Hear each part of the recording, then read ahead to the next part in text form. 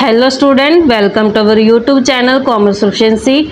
आज की क्लास में कवर करेंगे कंसेप्ट डिस्काउंट का। इसे लास्ट क्लास में मैंने कवर किया था, कंसेप्ट के गुड्स किसे कहते हैं और टाइप्स ऑफ गुड्स काउंट किया और एग्जांपल कवर किया था हमने, जर्नल एंट्री पास की थी। अगर अभी तक आपने लास्ट क्लास ही नहीं देखी, देखिए ताकि आपके स्टडी में कंसिस्टेंसी बनी रहे।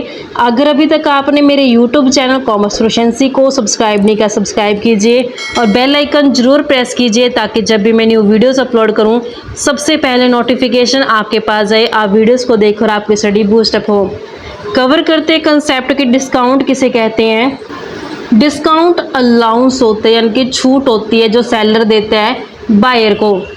डिस्काउंट दो तरीके से दिया जाता है, एक तो होता है ट्रेड डिस्काउंट और दूसरा होता है कैश डिस्काउंट। तो ये डिस्काउंट के दो टाइप होते हैं। सबसे पहला आता है ट्रेड डिस्काउंट। ट्रेड डिस्काउंट ये होलसेलर और मैन्युफैक्चरर तब देता है रिटेलर को जब वो बल्क में, यानी कि बहुत लार्ज क्वांटिटी में परचेज करता है। तो उस केस में क्या होता है कि जो मैन्युफैक्चरर है वो जो लिस्ट प्राइस होता है ना गुड्स का, उस लिस्ट प्राइस के कुछ फिक्स्ड परसेंटेज वो छूट दे देता है, जिसे हम ट्रेड डिस्काउंट बोलते हैं। कि अगर रिटेलर आगे जाके उसको लिस्ट प्राइस पे भी सेल करते हैं ना गुड्स को, तब भी उसको कुछ ना कुछ प्रॉफिट है जो बच जाता है। जो ये ट्रेड डिस्काउंट होता है ये दोनों ही केस में दिया जाता है, चाहे क्रेडिट हो चाहे कैश ट्रांजेक्शन हो, क्योंकि ये परचेज से रिलेटेड है ना कि पेमेंट से रिलेटेड। क्योंकि जो पेमेंट से रिलेटेड होता है ना डिस्काउंट, उसे हम कैश डिस्काउंट बोलते हैं। ट्रेड डिस्काउंट के लिए हम अलग से कोई जर्नल एंट्री पास नहीं करते, सिर्फ जो अमाउंट होते हैं ना वो माइनस करके दिखा देते हैं।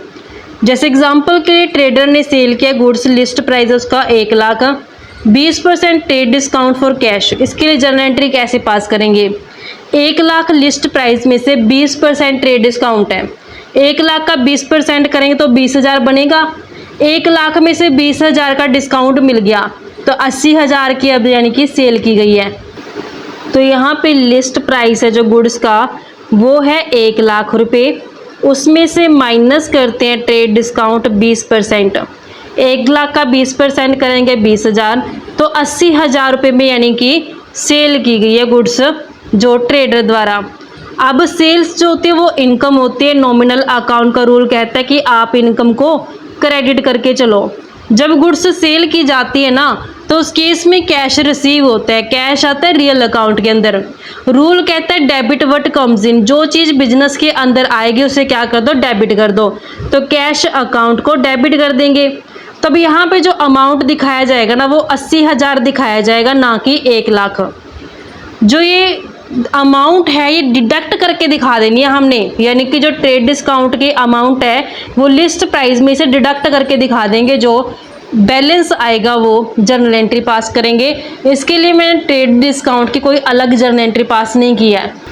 तो जब ट्रेडर ने गुड्स को सेल किया है किस पे, ट्रेड डिस्काउंट पे, किसको सेल किया, कस्टमर को, तो हमने ये जर्नल एंट्री पास कर दी। तो जब कस्टमर गुड्स को रिटर्न करेगा ना, वापस करेगा, यानी कि जब सेल रिटर्न होगा, तब उस केस में भी मैं ट्रेड डिस्काउंट को कंसीडर करूंगी। ऐसा नहीं है कि ट्रेडर ने जब गुड्स सेल किया उस केस में तो मैंने ट्रेड डिस्काउंट माइनस कर दिया, जब कस्टमर रिटर्न करेगा गुड्स तो उस केस में मैं ट्रेड डिस्काउंट को अवॉइड कर दूं। ऐसा नहीं है। तो जब गुड्स रिटर्न की जाएगी ना कस्टमर द्वारा तो उस केस में भी ट्रेड डिस्काउंट है, फिर माइनस करके ही गुड्स को रिसीव करेगा ट्रेडर। नेक्स्ट आता है कैश डिस्काउंट। ये तो नाम से ही बता रहा है कैश डिस्काउंट, यानी कि कैश के ऊपर दिया जाएगा। तो जब ट्रेडर चाहता है ना कि कस्टमर उसको टाइम पे या फिर टाइम से पहले पैसा दे दे, तो उसके लिए क्या करता है ट्रेडर, उसे ऑफर देता है कि अगर आप मुझे टाइम पे पेमेंट कर दोगे ना, पैसा अगर मुझे आप टाइम पे दे दोगे ना, तो मैं आपको 10% 20% है जितना भी उनका सेट बैठेगा मैं आपको उतना कैश डिस्काउंट दे दूंगा। जिससे क्या होता है कि जो कस्टमर होता है ना वो लालच में आ जाता है कि अगर मैं इसको टाइम पे पेमेंट कर दूंगा तो मुझे 20% की छूट मिल जाएगी या फिर 10% की छूट मिल जाएगी। तो इस केस में जो कस्टमर होता है ना वो टाइम पे पैसा पे कर देते हैं। इसका फ़ायदा क्या होता है, देखो ट्रेडर को ना जो पैसा डूबने का डर था वो डर निकल गया, क्योंकि उसको पैसा क्या हुआ, मिल गया टाइम पे। और कस्टमर को क्या बेनिफिट हुआ कि उसको जो 10% या फिर 20% की जो छूट मिल गई, उसको है जो ये कम पैसा है जो 10 या 20% से कम पैसा पे करना पड़ गया। तो यहाँ पे दोनों ही पार्टीज क्या होती है, बेनिफिशियल रहती हैं। तो जब कैश के अंदर पेमेंट कर दी जाएगी ना बायर द्वारा, उसी केस में कैश डिस्काउंट दिया जाएगा और कैश की पेमेंट के टाइम पे ही कैश डिस्काउंट की एंट्री को भी रिकॉर्ड किया जाएगा। डिस्काउंट जो होता है ये नॉमिनल अकाउंट के अंदर कवर किए जाते हैं।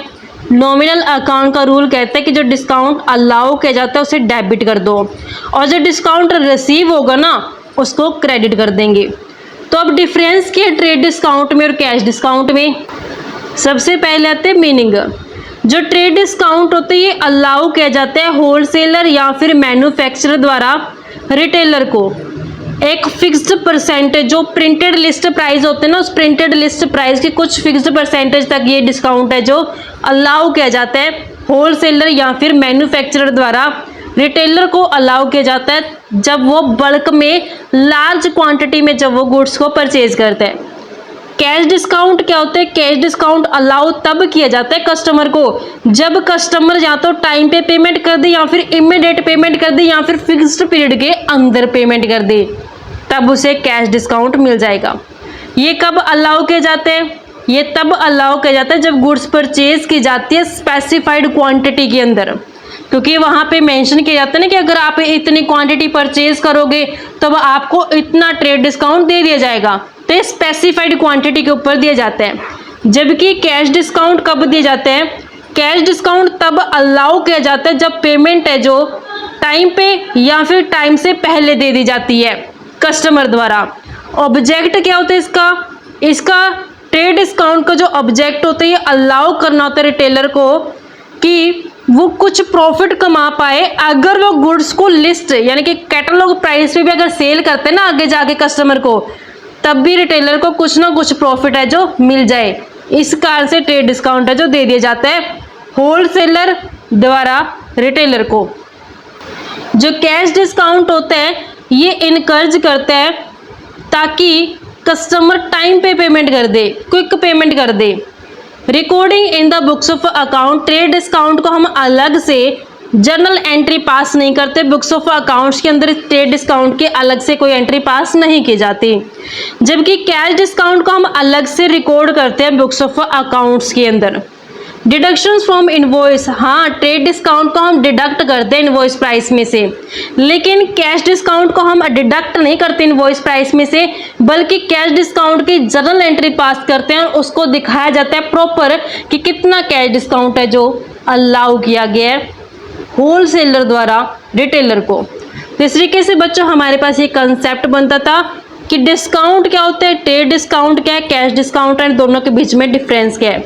आई होप आपको ये कंसेप्ट क्लियर हो गया है। नेक्स्ट केस में कवर करेंगे कंपाउंड जर्नल एंट्री क्या होती है, ओपनिंग एंट्री क्या होती है, बैड डेट क्या होती है, विद एग्जांपल कवर करेंगे इसको नेक्स्ट क्लास के अंदर।